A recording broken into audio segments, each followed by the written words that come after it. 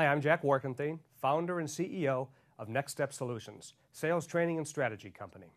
Today we're talking about resolving concerns, which is really the third stage in most sales processes, following the discovering and the matching. So you're not going to spend as much time here as you did in matching, but still there are always challenges to resolve. But I've got some good news for you. Do you realize in the whole world of resolving and overcoming objections, there's probably only 20 different reasons why somebody doesn't do business with you? Now, doesn't that make you feel better?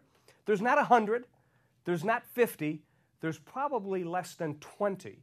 And you know what? If you focus on overcoming those objections, it's amazing how simple sales becomes. In fact, if you did a good job discovering needs and matching the unique value proposition to the dominant buying motive, you may be what I call, or have what I call, the ace in the hole. That's where you address concerns early. The ace in the hole is diffusing an objection before it's actually voiced. Let me demonstrate that for you. You're going to meet some people that are going to have a challenge with your service. They're going to say, you know what, Jack? I just don't know. I'm going to have to think about that. I'm not sure. Well, guess what? That's not an objection, folks. That's a stall. And you know what? As good as you are in sales, as good as I might be, no one in the history of sales has ever overcome a stall. You know what we do? We convert stalls to objections, and then we overcome objections. So if you start getting a stall, turn it into something tangible, like what specifically is it that you have to think about?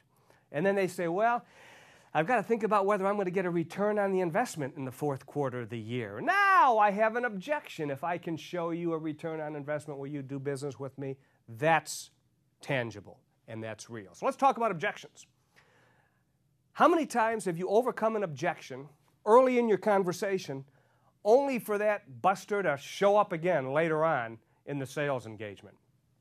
One of the things my boys and I love to do when they were growing up is we love to go to Dave and Buster's and play their favorite game, which was whack-a-mole. You know the game.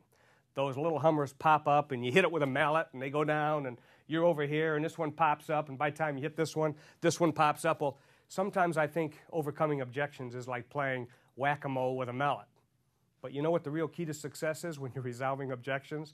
Is to flatten that sucker once and never have to see it again. So next time in your mind you're overcoming objections, make sure that in fact it has been overcome and it no longer pops up its ugly head. So use a machete instead of a mallet. Next time one of those Hummers stick up, cut it off at the roots. Man, you'll never see that thing come back again. So overcoming objections is like playing the game with a machete instead of a mallet.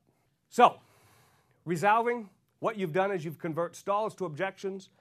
You've addressed many objections early. That's your ace in the hole.